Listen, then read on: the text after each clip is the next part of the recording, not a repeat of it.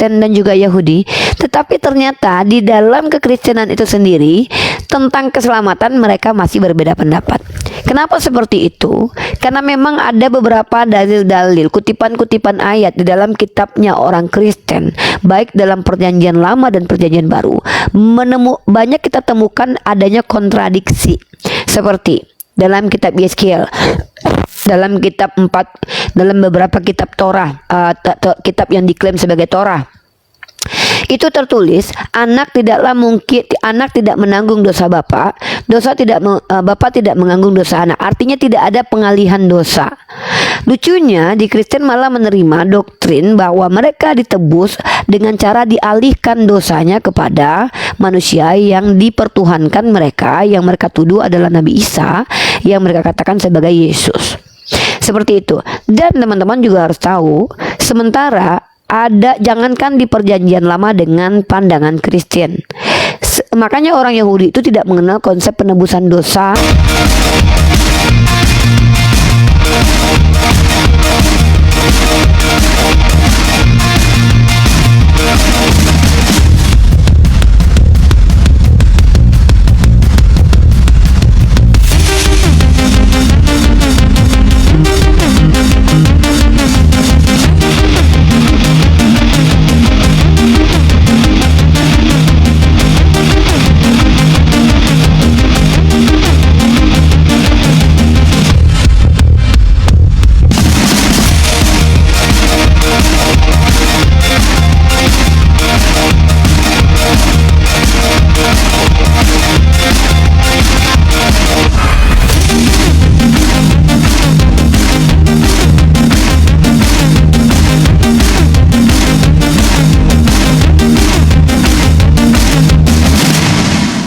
Assalamualaikum warahmatullahi wabarakatuh. Alhamdulillah, puji syukur kita panjatkan kehadirat Allah Subhanahu wa Ta'ala. Berjumpa lagi di channel Apis Dakwah, channel yang akan memperlihatkan beragam diskusi dan debat lintas agama antara Islam dan Kristen. Di sini kita akan sama-sama menyimak bagaimana para apologet Islam menjelaskan kebenaran agama Islam dengan dalil dan logika, serta bagaimana pihak Kristen bertanya dan menanggapi keyakinannya. Lewat diskusi dan perdebatan ini, kita tidak hanya menyaksikan adu argumen, tetapi juga belajar memahami perbedaan cara pandang tentang Tuhan, wahyu, dan keselamatan. Nah, dari ini mari kita simak saja videonya sekarang. Pertama, secara esensi, orang-orang Bani Israel diajarkan Tuhan itu tunggal atau esa dengan diksi Shema Israel Adonai Elohenu Echad. Maka kita juga umat Islam diajarkan oleh baginda Rasulullah Muhammad SAW, Qul huwallahu ahad. Artinya secara ajaran kita selaras dengan mereka, bukan malah menyimpangkan atau tersesat. Jadi kalau kita bicara tentang konsep keselamatan, sebelum kita bicara konsep keselamatan, kalau Tuhannya saja sudah tidak jelas dan tidak sesuai dengan ajaran para nabi, tentulah konsep keselamatan yang diusung oleh agama tertentu ini adalah konsep keselamatan yang gagal dan salah. Karena agama ini muncul dari kesalahpahaman. Kalau kita bicara tentang agama Islam, kita tidak pernah menyatakan agama Islam dengan Yahudi adalah sama. Karena bagi kita Yahudi bukanlah agama. Yahudi adalah sebuah etnis yang disebut sebagai agama kemudian, ya. Jadi kalau kita bicara agama itu sistem, ya, sistem. Kalau kita bicara tentang Yahudi itu lebih ke etnis.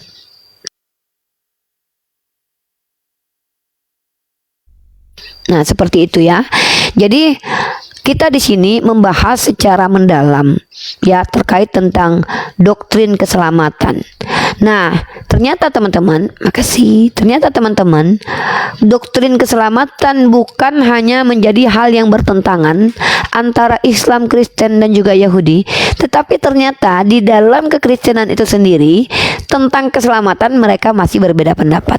Kenapa seperti itu? Karena memang ada beberapa dalil-dalil, kutipan-kutipan ayat di dalam kitabnya orang Kristen, baik dalam Perjanjian Lama dan Perjanjian Baru.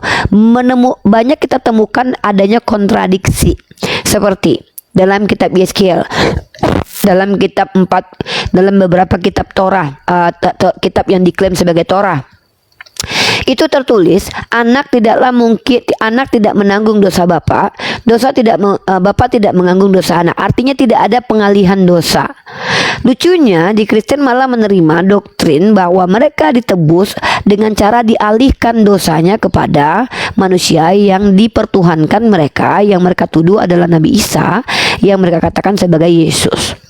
Seperti itu. Dan teman-teman juga harus tahu, sementara jangankan di perjanjian lama dengan pandangan Kristen. Makanya orang Yahudi itu tidak mengenal konsep penebusan dosa dengan cara menumbalkan anak manusia, penumpahan darah. Nah, penekanan bahwa penebusan dosa itu hanya bisa dilakukan dengan cara menumpahkan darah, itu sebenarnya diajarkan oleh Saulus, seorang yang mengklaim diri sebagai orang yang dipilih Yesus, mengajarkan agama, konon katanya ajarannya kepada orang-orang di Galatia, Korintus, dan Efesus. Ini agak sedikit aneh karena surat ini surat Ibrani. Kenapa dikatakan surat Ibrani? Saya tidak tahu, belum saya dalami ya, apakah karena ini diberikan kepada orang Ibrani atau bahasanya bahasa Ibrani. Ya, tapi nama surat ini Ibrani pasal ke-9 nomor 22, di mana di situ Saulus seolah-olah menyatakan bahwa di sini tidak ada satupun penebusan itu tanpa darah. Saulus mengutip bagaimana ajaran Torah karena dia sendiri mengklaim diri sebagai orang yang belajar Torah, bahkan menjadi murid Gamaliel, seorang rabi pada masanya. Tapi menjadi aneh kemudian ketika dia mengatakan tidak ada penebusan dosa tanpa darah, Ibrani 9:22. Ini bertentangan dengan konsep penebusan di dalam kitab Imamat, di mana ada di bagian kitab Imamat bahwa penebusan dengan darah itu memang menjadi prioritas tetapi bukan menjadi keharusan. Karena kalau ada kita miskin dalam kitab Imamat, kita boleh mengganti dengan tepung. Bahkan juga ada penebusan dosa dengan cara bertobat. Ini yang dialami oleh Niniwe, ya. Bangsa Niniwe, mereka tidak perlu menumbalkan Tuhan untuk diterima oleh Tuhan pertaubatan mereka. Begitu juga dengan bangsa-bangsa lain. Atau kalau kita lihat teman-teman, ada di dalam kitab Ulangan justru memberikan uang itu juga membuat orang selamat. Begitu juga dengan ajaran Yesus. Makanya saya bingung, kenapa saudara kita Kristen lebih mengedepankan ajaran Paulus ketimbang ajaran Yesus. Dalam Lukas pasal ke-7 nomor 47, Yesus berkata, dosanya yang banyak itu telah diampuni karena dia banyak berbuat kasih. Maka ajaran Paulus di sini terbantahkan. Ketika Paulus mengatakan kamu selamat karena iman bukan karena perbuatan, tapi Yesus mengajarkan kamu selamat karena justru perbuatanmu. Jadi ajaran antara Paulus dengan ajaran Yakobus dan juga Yesus dan nabi-nabi Israel itu bertentangan dengan ajaran Kristen mayoritas sekarang, terlebih khusus kepada ajaran soteriologi Calvinis. Kalau kita lihat Katolik masih sejalan. Bagi Katolik teman-teman, ajarannya adalah kalau kamu beriman sebagai agama Katolik, kamu harus mengikat imanmu dengan perbuatan. Kalau kamu gagal dan kamu berbuat dosa, maka kamu melakukan penebusan dengan cara indulgensi dan juga purgatori. Setidaknya ini juga lah yang diajarkan oleh Islam, bahwa kalau kita di awal itu diselamatkan karena kita memang memilih untuk diselamatkan, dan kemudian kalau kita gagal, maka Tuhan memberikan kafarat kepada kita, di antaranya adalah hukuman. Makanya saya katakan antara ajaran nabi-nabi Israel, ajarannya Yesus, dan ajarannya Islam ada kesinambungan, juga termasuk Katolik dalam konsep keselamatan, walau nanti Katolik itu berkembang ya menjadi memiliki konsep keselamatan soteriologi universalis. Tapi yang lucu adalah Kristen Protestan dari gereja Reform malah lebih cenderung mengikuti ajaran Saulus. Dan teman-teman tahu nggak? Jelas adanya perbedaan antara surat Yakobus dengan surat Saulus, sampai-sampai Martin Luther mengatakan surat Yakobus surat jerami. Ya, surat jerami atau surat yang ya ajarannya bertentangan lah. Nah, ini fakta. Bu Karyana silakan naik Bu Karyana. Nah, inilah fakta. Jadi sebenarnya kalau kita lihat ada kesinambungan ajaran Katolik, Islam dan juga Yahudi, bahwa keselamatan itu didapat bukan hanya dengan imani saja, tetapi juga dengan perbuatan baik. Nah, saya yakin Bu Karyana juga memahami konsep seperti itu. Yang kita bahas adalah gereja mainstream. Kebanyakan Kristen yang mengatakan bahwa mereka selamat hanya karena modal imani mengikuti surat-surat yang ada di dalam Bible, suratnya Saulus. Nah, ini yang menjadi topik pembahasan kita. Makanya muncul pertanyaan dari saya. Kalau kalian Kristen, kalau kalian masih berbuat jahat atau kalian tidak berbuat baik, kalian masuk surga atau tidak? Kalau Kristennya menjawab tidak, maka berhenti mengatakan bahwa penyalipan itu menjamin, ya. Karena pada akhirnya penyalipan tidak menjamin. Penyalipan itu sama seperti tiket. Tiket kalau kita nggak punya, kita nggak bisa juga pergi keluar negeri. Tapi kalau kita ada tiket, nggak ada KTP, maka kita juga tidak bisa. Artinya ketika kita punya jaminan keselamatan, maka kita juga harus menunjukkan bukti kalau kita itu adalah orang yang mengikuti aturan, ya.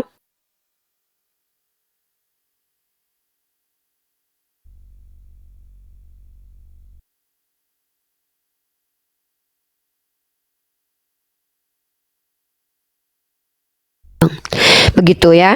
Nah, jadi ini yang kita bahas sekarang ini. Saya tidak akan berdebat dengan orang yang jujur menggunakan kaidah, oke, saya lebih memaknai kitabnya Yakobus, iman tanpa perbuatan mati. Maka saya minta kalian untuk jujur. Saya tidak apa-apa kalau kalian berbohong depan saya, nggak masalah. Tapi minimal ya saya mengharapkan kejujuran kalian, karena room ini melatih kita untuk jujur, melatih kita untuk pertama melatih kita untuk merenung, melatih kita untuk berpikir, melatih kita untuk jujur terhadap agama kita sendiri, begitu ya. Jadi teman-teman, mari kita bahas terkait tentang konsep keselamatan dalam agama-agama. Banyak sekali saya lihat orang-orang Kristen di bawah itu tidak fokus kepada tema saya. Mungkin mereka nggak sanggup membahas tema ini, atau mungkin saja mereka tidak mengerti dengan bahasan kita, sehingga mereka di bawah hanya membahas masalah pribadi yang nggak ada kaitannya dengan dialektika. Tapi saya maklumi itu karena saya mengalami sendiri betapa banyak saudara-saudara saya yang Kristen itu ketika bicara itu ternyata nggak ngerti dengan apa yang mereka ucapkan. Bahkan mereka betul-betul nggak pernah baca kitab mereka, sehingga mereka kaget ketika saya berikan ayat-ayat di kitab mereka yang saya sudah pelajari. Dan biasanya kalau mereka bijaksana, mereka akan berdiam diri dan mempelajari dulu. Tapi bagi mereka yang memang sudah ada benih-benih kebencian dalam dirinya, maka mereka biasanya akan menyerang pribadi saya. Padahal saya memberikan isi kitabnya dan bertanya kepada mereka bagaimana mereka menanggapi itu. Tapi ketidaksiapan ini membuat mereka mungkin egonya terganggu ya, karena ngerasa kayak saya yang Kristen, dan mereka merasa kalau saya Kristen, saya paham Kristen, kan lucu. Kepahaman itu bukan muncul karena kau menjadi suatu agama tertentu. Nggak semua Kristen itu paham Kristen, nggak semua Islam itu paham Islam. Yang paham itu orang yang belajar. Masalahnya adalah saya orang Islam yang belajar agama Kristen. Makanya saya bisa mengklaim saya lebih paham daripada Kristen awam, karena kalian tidak belajar. Begitu ya. Dan kita bisa buktikan itu kok. Saya siap membuktikan kepahaman saya tentang ajaran Kristen secara dalil, tekstual, kontekstual, dan faktual. Seperti itu. Dan teman-teman, bukti kalau saya itu mengenai sasaran, apa yang saya ucapkan ini menyentuh relung hati mereka, menyentuh ego mereka, itu buktinya dengan adanya typingan kasar mereka, typingan jahat mereka, typingan yang tantrum, typingan yang gak terima kenyataan. Ini bukti bahwa sebenarnya ucapan saya mempengaruhi mereka. Alhamdulillah. Justru saya sedih kalau mereka itu tidak sama sekali bereaksi. Kalau mereka sama sekali tidak bereaksi, ada dua kemungkinan. Pertama, memang mereka tidak mendengarkan. Kedua, memang mereka nggak paham, ya.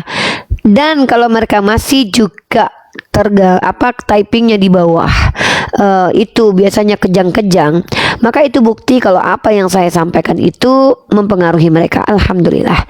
Setidaknya 1, 2, 3 mereka bisa jadi dikatakan terguncang. Karena orang terguncang itu orang yang akan membabi buta. Komentarnya membabi buta, bukan menelaah dengan cara bertanya, apa maksud ini bicara begitu. Maka kalau orang seperti itu tidak terguncang, hanya saja mungkin ya terganggu sedikit sehingga bertanya. Tapi kalau kayak Ibet bilang gini, biasa aja keles. Sebenarnya Ibet, kita tahu secara psikologi, dengan kamu ngomong seperti itu, kamu terguncang. Dan mohon maaf Ibet, orang yang benar-benar tidak terganggu, maka dia tidak akan bereaksi seperti kamu. Pasti kamu biasa saja, nggak perlu panik dengan apa yang saya sampaikan. Ya, kalau kamu justru dengan kamu bilang biasa aja keles, itu sama kayak anak kecil. Anak kecil itu kan gitu ya, enggak kok, aku nggak marah. Sebenarnya dia marah gitu. Jadi Ibet, Saya tidak paksa kamu untuk percaya apa yang saya sampaikan karena room ini kan bebas ya. Masalahnya bukti kalau kamu terpengaruh adalah dengan kamu masih typing di bawah deh. Dengan kamu masih typing di bawah artinya kamu terpengaruh dengan ucapan saya. Walaupun pengaruhnya tidak membuat kamu menjadi lebih baik, pengaruhnya membuat kamu lebih biadab dari biasanya. Biasanya kamu nggak jahat, tapi kemudian kamu jadi jahat. Itu bukti kalau kamu bukan orang baik. Kalau kamu orang baik, apapun yang dilakukan orang ke kamu akan membuat mengimplementasikan kebaikan, kecuali kamu sudah dizolimi. Ya, tapi kalau seandainya orang nggak menghujat kamu, nggak ngata-ngatain kamu, tidak menyerang secara pribadi, dan kamu membalasnya dengan hal yang berbeda, maka kamu adalah orang yang memang akhlaknya nggak bagus. Ya, memang kamu terbiasa begitu. Kalau saya diajarkan untuk meletakkan sesuatu pada tempatnya Ibet ya. Contoh, saya marah pada saat memang dibolehkan marah, dan saya ramah pada saatnya saya harus ramah gitu Ibet. Udah panas kau. Semua mata melihat saya Ibet, apakah saya panas atau tidak. Dan kita tahu siapa yang panas. Ibet hati-hati ya, nanti HP-nya meledak karena tangannya panas banget ya, gemetaran ya Ibet ya. Ibet gimana? Saya tahu kok apa yang saya sampaikan ini mengganggu imanmu. Kenapa? Karena memang kamu gak bisa bantah ya. Jadi maaf Ibet, saya tidak bermaksud untuk mengajak kamu berada di agama Islam. Saya hanya mengajak orang-orang Kristen itu jujur, merenung, berpikir ya. Kalau Ibet misalkannya nggak mau ya silakan berdamai dengan kebodohan. Saya kan juga nggak ada tuntutan tanggung jawab. Kalau kamu menjadi bahan bakar api neraka, bagi saya itu bukan urusan saya gitu loh. Karena kamu bukan siapa-siapa saya. Dan maaf ya, mungkin bagi saya kamu nggak penting. Iya, karena kamu bagi saya itu tidak penting ya, karena saya nggak kenal kamu. Tidak ada implikasi apapun yang saya dapatkan ketika saya kenal kamu atau tidak. Kamu hanyalah bagi saya kamu adalah tulisan virtual dengan nama Ibet Virginia, tidak lebih. Karena saya nggak pernah lihat wajah kamu, nggak tahu bagaimana kamu kehidupannya. Bisa jadi kamu seorang waria yang pura-pura menyamar jadi perempuan. Kalau saya orangnya jelas. Pertama, saya adalah seorang wanita, jelas, tulen. Saya punya anak 2. Saya seorang akademisi dan jelas Islam diakui keislamannya oleh semua pihak. Artinya tidak ada keraguan dan kamu nggak jelas. Jadi saya tidak ada urusan dengan kamu. Gitu ya adikku ya. Nah, jadi Ibet ya, saran saya Ibet, banyak-banyaklah berpikir. Coba digunakan otak. Sayang sekali kalau kamu sebagai Kristen mengaku otaknya full, lengkap, tapi tidak dipakai untuk memahami ketuhanan. Apa iya Tuhan kamu berbulu? Apa iya Tuhan itu beranus? Apa iya Tuhan mengutus Tuhan lain untuk dimatikan hanya menebus orang-orang yang gak beradab kayak kalian? Pantas gak kalian ditebus sama Tuhan? Kalian siapa sih gitu? Segitu pedenya kalian. Apa sih? Saya mau tanya begini, apa sih yang membuat kalian percaya diri sehingga kalian merasa sebagai anak Tuhan, ditebus dengan Tuhan, seolah-olah kalian ini lebih mulia daripada Tuhan? Mohon maaf ya, saya rasa kotoran itu lebih mulia dari kalian. Setidaknya kotoran punya manfaat menjadi pupuk. Pertanyaannya, kalian manfaatnya apa buat peradaban? Gitu ya. Ya, kita tepuk tangan. Teman-teman jangan lupa posting ulang biar akun ini FVP ya. Saya akui ya, kalau saya buka komal sendiri sudah mulai banyak teman-teman Kristen kita yang tidak berani. Karena saya berbeda dengan apologet lain, saya lebih keras, saya punya limitasi, saya punya batasan, dan saya tidak mau Kristen mendominasi di room saya. Makanya kalau di room-room lain mungkin saja mereka diberikan bicara lebih panjang karena mungkin motivasi-motivasi komal lain itu berbeda-beda. Saya ini adalah orang yang mengedukasi. Jadi hak bicara yang saya berikan kepada siapapun di sini harus memberikan informasi edukatif, bukan informasi provokatif, bukan informasi imajinatif dan asumtif asumtif maksudnya ya. Jadi saya hanya mengizinkan orang-orang bicara, konteksnya memberi edukasi. Kalau bukan edukasi mending gak usah. Kenapa? Cari komalin aja. Karena saya mau mengefisiensikan waktu saya. Begitu ya. Mari kita bahas komentar-komentar orang-orang yang sepertinya terguncang imannya ya. Jennifer Seagal, umat Nabi agak lain lagi bertakia. Berarti kamu bukan umat Nabi ya? Oh, jadi kamu bukan umat Nabi. Oh, berarti Kristen nggak punya Nabi. Jennifer Seagal mengatakan umat Nabi agak lain lagi bertakiah. Berarti Jennifer bukan umatnya seorang Nabi. Karena Kristen nggak punya Nabi. Tapi benar juga ya, yang punya Nabi itu Bani Israel dan Bani Ismail ya. Kristen nggak punya Nabi ya. Ya, nabimu agak lain. Iya, saya akui nabi saya memang berbeda dengan nabi-nabi Israel. Nabi saya tidak secabul nabi-nabi Israel. Nabi saya tidak sekurang ajar nabi-nabi Israel. Karena kalau nabi-nabi Israel itu semuanya dibenarkan sama Tuhannya berbuat maksiat. Contoh, nabi-nabi Israel yang memang sikap. Oh ya, teman-teman harus tahu ya, di Kristen itu nabi-nabi tidak punya tidak punya parameter ilmu. Maksudnya tidak ada kriteria ya. Kalau kita nabi-nabi itu punya kriteria. Yang pertama maksum, terjaga sifat-sifatnya. Kalau nabi-nabi di Israel itu mau dia mengambil bini orang, mau dia ngesek-ngesek, mau apa tuh nggak apa-apa. Karena memang itu ada. Contoh, kita berikan contoh. Nabi Israel yang ngambil istri orang adalah Nabi Daud. Itu ngambil istri orang bernama Batseba. Apakah Tuhan menghukum Daud? Tidak. Bahkan Tuhan berkata, telah kuberikan istri-istri Tuhanmu ke pangkuanmu. Nah, kenapa kau ngambil orang lagi? Gitulah. Memang Tuhan melegitimasi memberi fasilitas istri-istri orang kepada nabi-nabi Israel. Salah satu tokoh yang disebutkan dalam Bible namanya adalah Daud. Nah, yang kedua, Tuhan memerintahkan Nabi Israel bernama Hosea untuk bersundal dengan perempuan sundal dan memperanakkan anak-anak sundal. Namanya adalah Hosea. Ada di dalam riwayat Hosea pasal 1 nomor 2. Kemudian Tuhan menyuruh nabinya Yesaya untuk tidak berbusana selama 3 tahun. Ini kayak nggak ada moral ya, nggak pakai busana selama 3 tahun ya.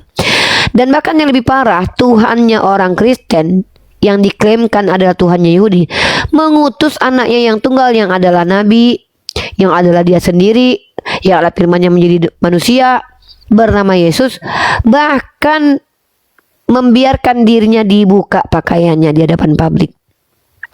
Diutus untuk menjadi hina, diutus untuk menjadi rendah, diutus untuk menjadi terkutuk.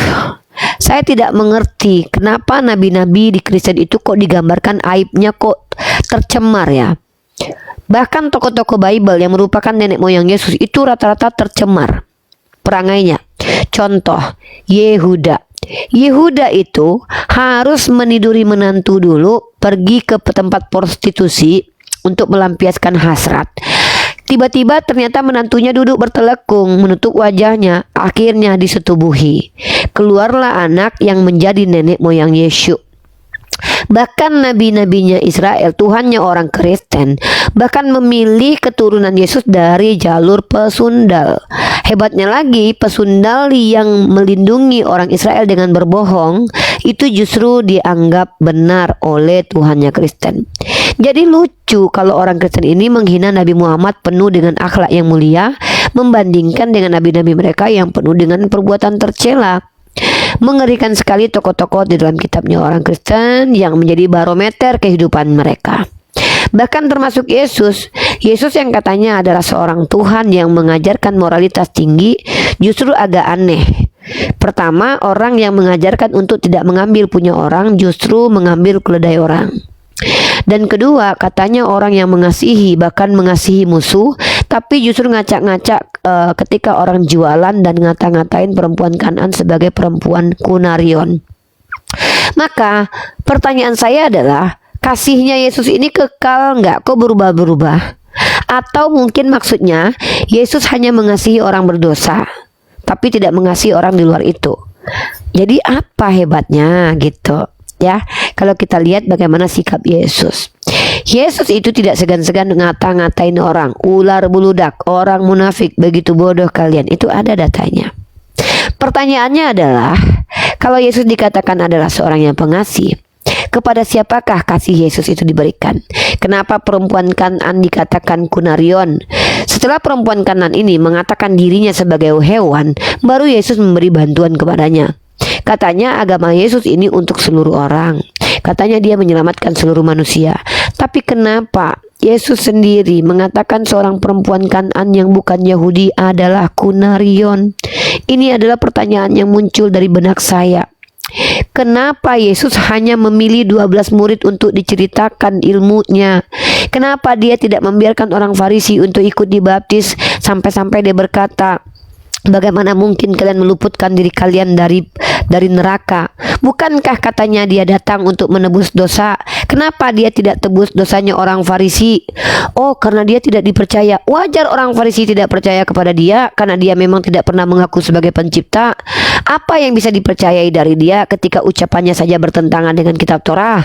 Lukas pasal 24 ayat 46, dia berkata, ada tertulis demikian, Mesias harus mati dan bangkit di hari ketiga. Ternyata memang tidak pernah ada dalil yang tertulis seperti itu. Bagaimana kemudian orang-orang bisa percaya kepada Yesus?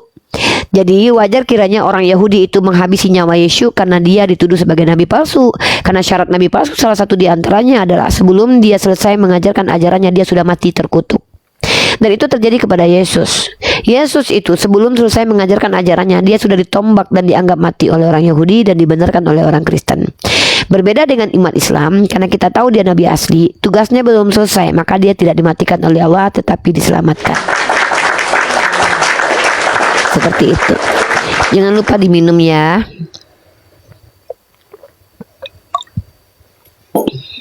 Nah, kita bahas kembali tentang konsep keselamatan. Memang kalau kita bicara tentang agama-agama pagan itu sudah banyak. Sebelum Kristen hadir, agama yang menumbalkan Tuhan itu sudah ada. Ya, kita akan sebutkan beberapa literasi terkait tentang ajaran-ajaran, ya, ajaran-ajaran yang sudah terbiasa dengan penumbalan.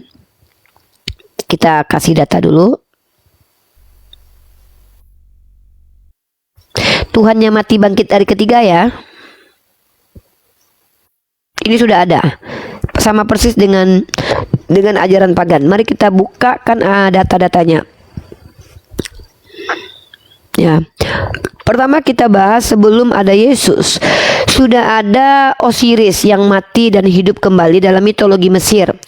Dan pola bangkitnya bukan seperti Yesus, tapi dia dipercayai sebagai dewa yang bangkit dari kematian. Ada lagi di Dionysius. Kisah kematian pemulihan detailnya cukup berbeda. Ada lagi Atis. Atis adalah tradisi kematian dan pemulihan yang dibandingkan dengan tema kebangkitan. Tamus terkait siklus kematian kehidupan alam. Mitra sering diklaim lahir dan bangkit seperti Yesus.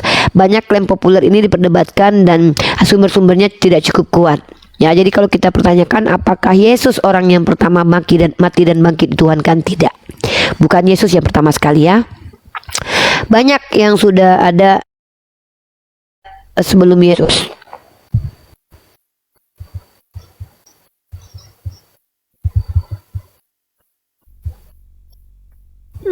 Halo. Halo.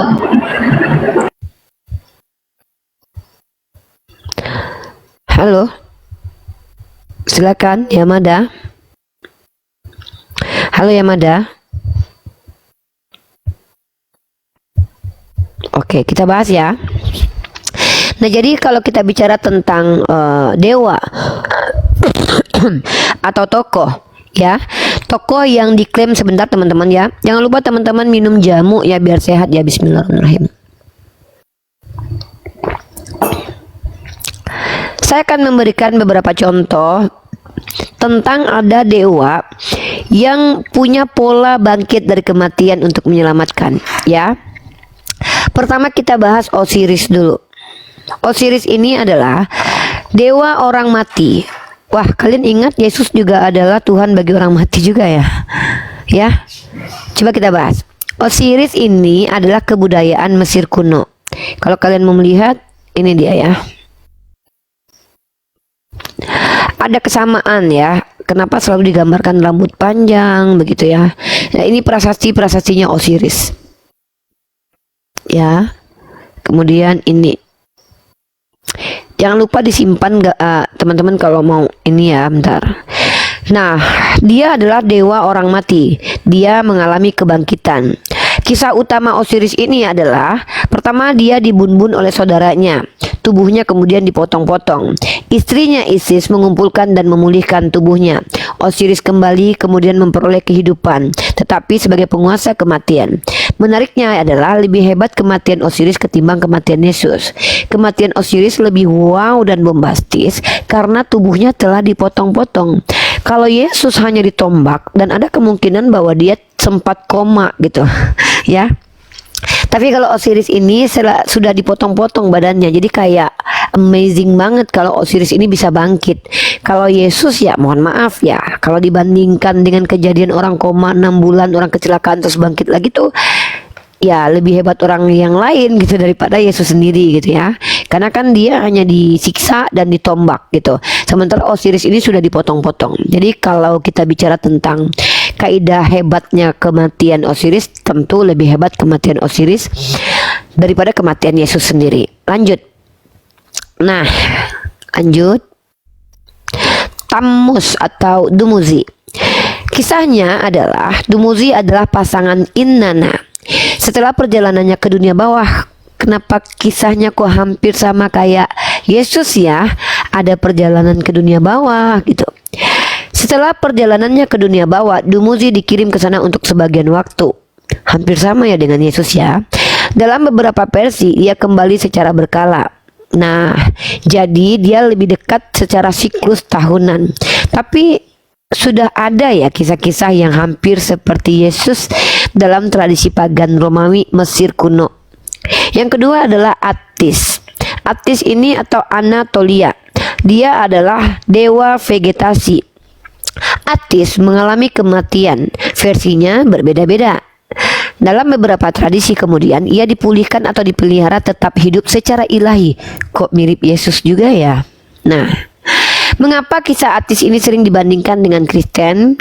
Karena ada ritual berkabung lalu sukacita persis seperti Kristen. Nah, ada satu lagi namanya Dionysus. Dionysus ini kebudayaan Yunani. Perannya adalah anggur. Waduh, kok mirip Yesus yang bisa merubah air jadi anggur ya. Dalam beberapa tradisi orifik, Dionysius dibunuh lalu dipulihkan. Siklus hidupnya mati dan lahir kembali. Ini merupakan transformasi spiritual. Nah, apakah polanya hampir sama semua? Iya. Dying and return, ya, mati dan kembali, kemudian menjadi figur ilahi, sama-sama persis seperti Yesus, ya. Sama seperti Yesus mati sebagai pecundang.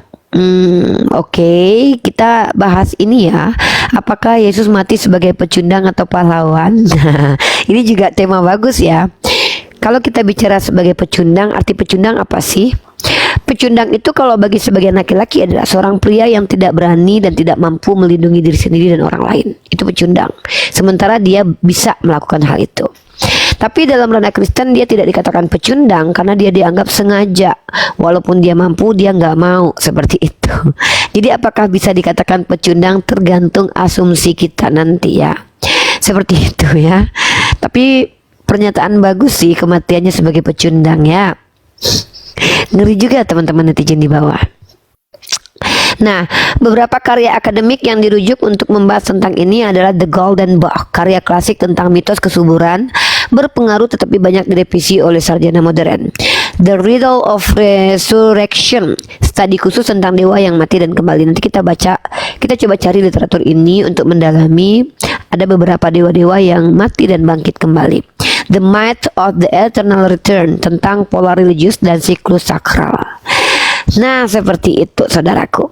Jadi memang betul ya, emang betul bahwa siklus kematian dan kebangkitan itu tidak dimiliki secara original oleh Kristen. Tapi sudah ada dewa-dewa yang lain yang kurang lebih berbeda secara detail tapi hampir sama secara pola, yaitu mati sebagai manusia biasa, diberikan kebangkitan sebagai tubuh ilahi. Itu sudah ada. Ya, tepuk tangan dulu.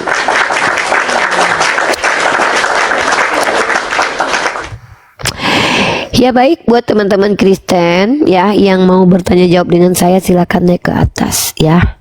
Silakan. Iya, saya tahu kalian sulit untuk naik ke sini, mempertimbangkan bahwa kalau naik ke sini itu aja hanya dua kemungkinan. Pertama dipermalukan, kedua dicerdaskan. Dan kalian lebih memilih, biasanya lebih senang dipermalukan sama saya. Tapi nggak apa-apa. Saya adalah orang yang tidak memaksa kalian ya, karena agama itu tidak ada paksaan. Saya adalah orang yang mengajak kalian itu untuk berpikir, merenung dan jujur, oke? Gitu. Jangan dipaksa saudari kita Ibet Virginia naik karena itu hal yang berat dilakukan.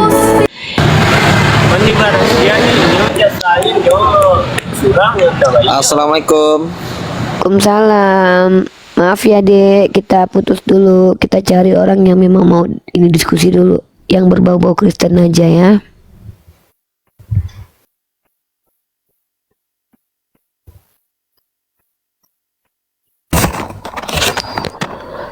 Halo. Oh, kapan dia? Kita cari aja yang berbau-bau Kristen, nanti kita baru diskusi. Tapi rata-rata mereka tuh nggak peduli agama sih ya. Tuh, nanti lu. Halo kakak. Halo kakak cantik. Halo. Halo adek. Ya. Orang mana? Selamat pagi. Oh saya orang Sumatera Barat. Ada orang mana? Orang Timur Leste. Timur Leste dari Wat Timur Leste. Iya, iya. Oh, Timur Leste. Tapi adik kakak ya? Saudara kembar. Iya, kembar. Kami di sekolah. Oh, ini sekolah apa? Sekolah teologi ya? Ya, sekolah. Sekolah teologi kah? Mulakan kamera dulu. Ini sekolah apa, Dek? Sekolah teologi ya? Iya, tetung. Oh, sekolah teologi. Saya di sekolah ini dah. Ini sekolah khusus untuk Kristen ya? Iya. Sekolah. Oh, jadi nanti kamu jadi pendeta? Iya. Dari tentara saya ini dari tentara. Mau jadi tentara? Oh, bukan jadi pendeta. Memimpin negara kita, negara kami. Kami lagi belajar untuk memimpin negara. Itu lagi belajar apa? Itu sedang belajar apa, Dek? Palawang. Belajar. Kami belajar tetung. Apa itu tetu? Materi kami tetung. Lagi belajar tetung. Apa itu bisa dijelaskan? Oh, ada gurunya. Bisa. Itu bahasa materna dari bahasa Indonesia ya. Belajar Tritung. Bahasa Melayu. Ya, bahasa tetung. Oh, bahasa tetu. Bahasa Melayu juga ada. Itu lagi sedang.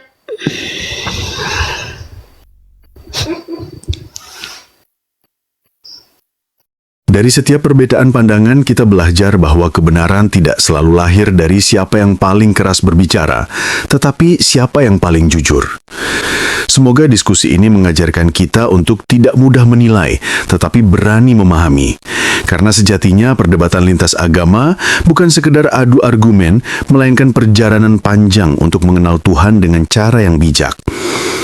Jika menurutmu ada hal yang menarik atau mungkin berbeda dari keyakinanmu, tulis pendapatmu di kolom komentar dengan santun.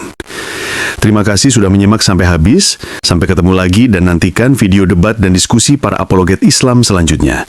Assalamualaikum warahmatullahi wabarakatuh.